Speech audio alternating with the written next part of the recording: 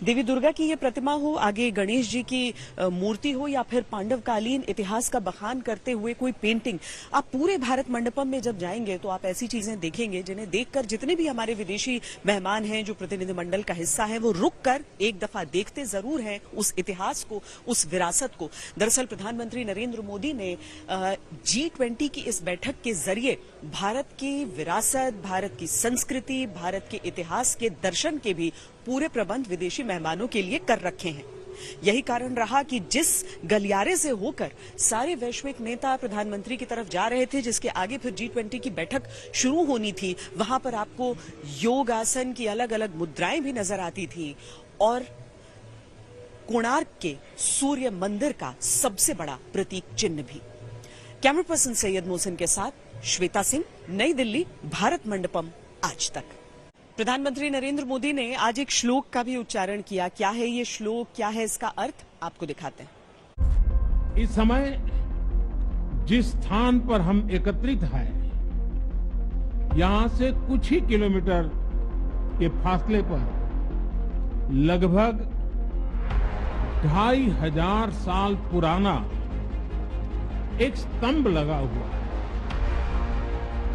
इस स्तंभ पर प्राकृत भाषा में लिखा है, हेवम लोकसा हित मुखेति अथ इयम नातिसु हेवम, अर्थात मानवता का कल्याण और सुख सदैव सुनिश्चित किया जाए।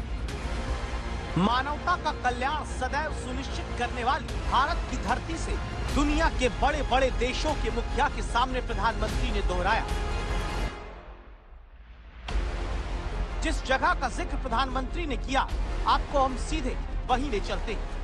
प्रधानमंत्री नरेंद्र मोदी ने G20 समिट के इनॉग्रल स्पीच में एक स्क्रिप्ट के बारे में बताया है। जो स्क्रिप्ट की जो इंस्क्रिप्शन है वो इस अशोकन पिलर में मेंशन है।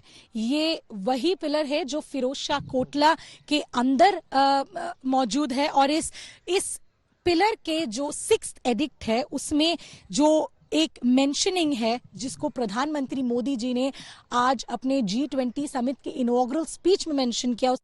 फिरोज शाह कोटला स्मारक में लगे इसी सम्राट अशोक स्तंभ में लिखी इबारत का इतिहास क्या है, ये समझने के लिए आज तक संवाददाता संजय शर्मा आपको प्रोफेसर अमरजीव लोचन से मिलवाते हैं।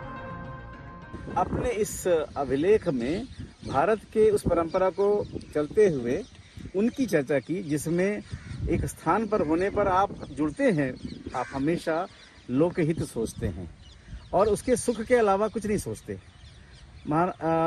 हमारे प्रधानमंत्री जी ने उस अभिलेख के सबसे सटीक भाग्य को कोट किया और अशोक उसके पहले लिख रहा है कि इस स्थान पे आकर के मैं अपनी उस बात की दोहरा रहा हूँ जो पूर्वजों के द्वारा चलित है, प्रचलित है, और हमें राजाज्ञा के रूप में नहीं है वो, और राजा के अभिलेख का ये प्रतीक यहाँ पर एक भावना व्यक्त करने की, जो एकदम उसी तरह की भावना है जब कोई देश का प्रधानमंत्री अपने प्रजा में जोड़ने पर वैसा बोलता है।